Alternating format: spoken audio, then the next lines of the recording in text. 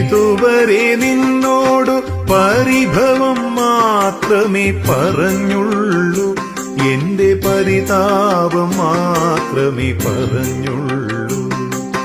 ഗുരുവായൂരപ്പ, ഇതുവരെ നിന്നോടു പരിഭവം മാത്രമേ പറഞ്ഞുള്ളൂ, എന്റെ പരിതാപം മാത്രമേ പറഞ്ഞുള്ളൂ.